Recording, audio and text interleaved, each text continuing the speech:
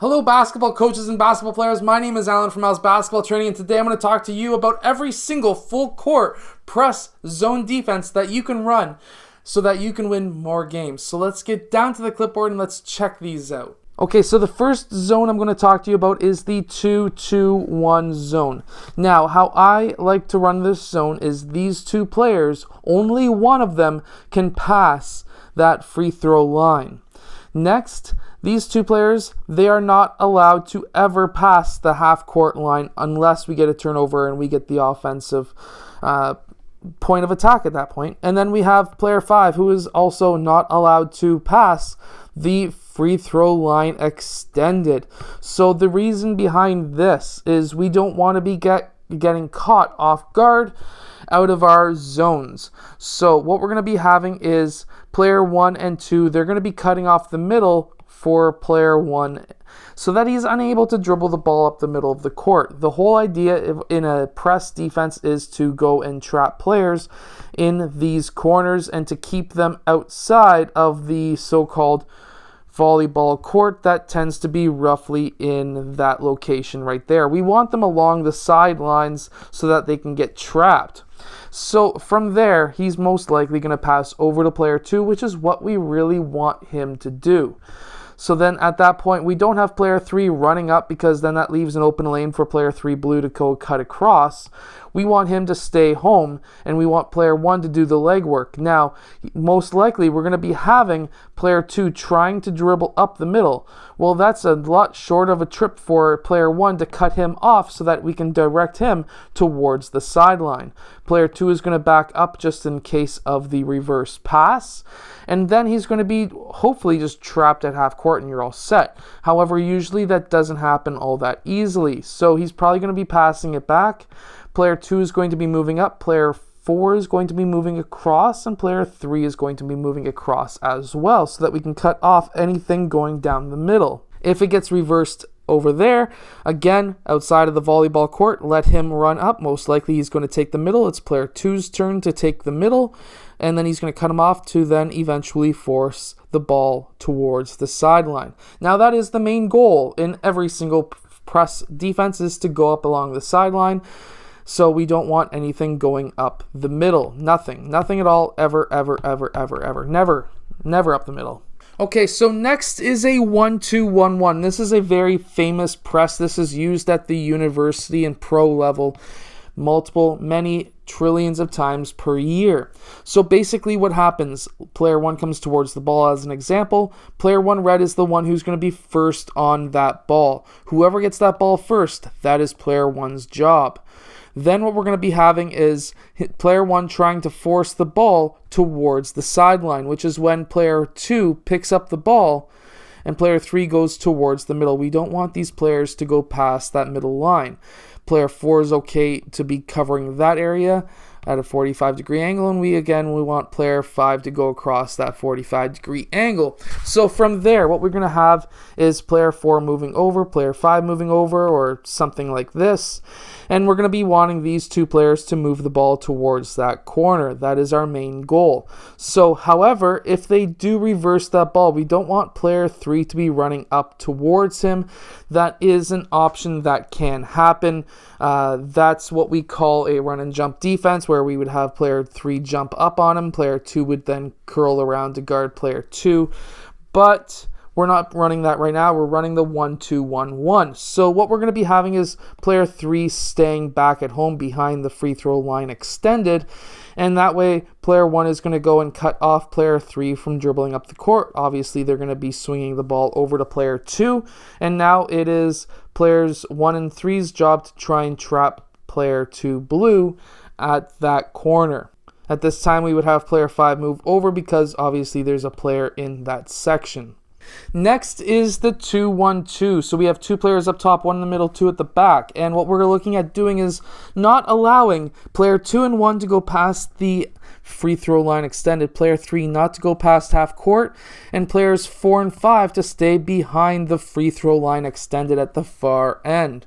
Now what we're looking at doing here is having most likely player 1 trying to dribble between those two players. They're going to cut him off, and then we're going to be having player 1 pass over to player 3 most likely, or player 2, whatever it may be. It's just the opposite side. So then he's going to be trying to dribble the ball up the court. We're then going to be having player 2 cut over so that he is basically cutting off the middle of the court and eventually trying to move player 3 over towards this corner. Meanwhile, player 3 is moving over to set up the trap, and we're going to be having player 1 moving back just a bit. Now at this time, we're going to be having probably player 5 moving over just a little bit towards the free throw middle of the key, and we're going to be continuing trying to move player 3 over towards that corner. Now what happens if we run a reverse pass, or if they run a reverse pass? Well, they're going to be reversing over to player 1. We don't want player 1 to go and outright guard player 1 blue. We want him to cut off any sort of driving ability up the middle. We really want him to pass over to player 2. The reason for this is now we can move our players, player 1 and player 2, over to try and push him over towards the corner. Or personally, what I would prefer is for player 1 to just cut off the middle of the key and player 3 to sprint his butt over towards that side so that we can get that trap in that corner. Meanwhile, right now we would have player 2 still guarding the middle for that reverse pass. I would, however, have him move up just a bit because the ball has moved up a bit farther so that we don't have any reverse passes, but also any cross-court passes or passes up the middle. Now, these are all really great zone defenses to run with pretty much any age from like grade 5 or 6 and up. So now we're going to be running a 1-3-1 zone. Now, this zone, if you have very athletic guards, this might be an option for you. Or if you're running a super young team, or a team that is a very quick and agile guard who can pretty much run all games. So if you've got somebody who has a lot of cardio, this is going to be a great option for your team. So player 1's opportunity here is, or at least goal here, is to try and move player 1, not to allow him to go up the middle, but to force him along the sidelines. We're not going to be allowing 3, 4, or 2 to get past half court, and we don't want player 5 to go past the free throw line extended. Here we're going to be having player 4 cutting off any passes going down the middle, also any players going down the middle, and we're going to be having player 2 and 3, they're going to be there to set up the traps along the corners. So let's say player 1 passes over to player 3. We want player 1 to run over, cut off anything going down the middle, and force him towards the sidelines. Now, what would happen if player 1 started to dribble in that direction and we had player 3 open? We might have that trap in that corner. Well, what happens if he reverses that ball? So let's say he passes back over. These 3 players haven't really moved all that much at all. They might have stutter stepped just a bit over towards this side, but it's really easy to recover from that. He's going to try and dribbling up the middle, but we're going to be having player 1 cut him off to pass or to dribble the ball towards one of the sidelines.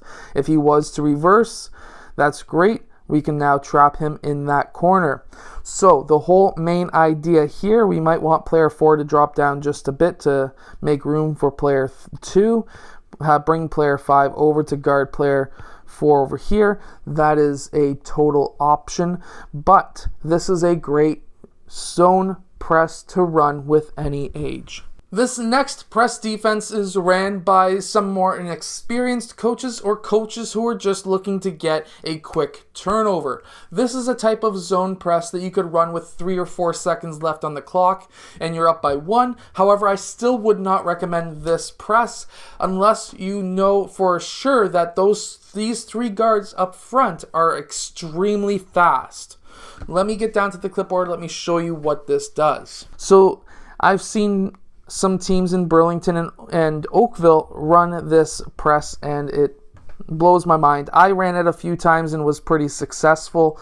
Basically, it's 3 players up top. And what you're going to be having, let's say player 1 gets that ball. We want a double team right away and player 3 to cover the middle.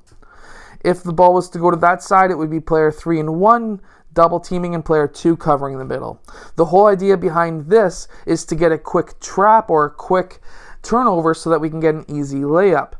That is a great way to run, but it is very taxing on your players, especially if the other team is really good at reversing the ball. You now have player 2 who's trying to trap and move players over towards that sideline.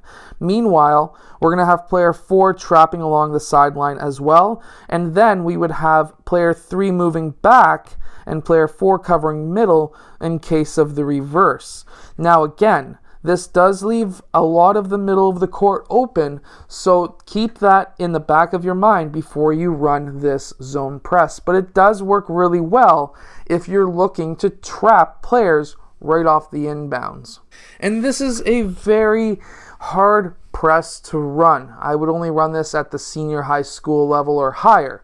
Basically, it's called the run and jump. So we're going to have single coverage up top. We're going to be then having player 1 pass the ball over to player 3, for example. Player 2 is going to be on him, and we're going to be having player 1 then going and guarding player 3. Player 3, red, is going to be moving over. If they reverse the ball, we're going to be having player 3 and player 1 on him, and then player 2 is going to be covering the middle. If they pass back over to player 2, red, is going to jump on him, and same as player 3, and player 1 is going to be covering the middle. So basically what you're looking to do is after that initial pass, once the pass out happens, there's going to be double teams. This third player is going to be then reversing back and forth. And it's going to be happening all the way to the half-court line and try and trap along the sidelines. Now, this is a very difficult thing to do, or at least a very difficult, basically, press to run. And I do have, I think, an 18-minute wow, I am losing my words today. An 18-minute video on this zone defense or this press defense alone. Link for that is going to be in the description, and if I remember, top comment as well. So go check that out. I hope that you have enjoyed today's video. If you have, hit that like button, subscribe, and I'll see you again later on today for the second video of the day.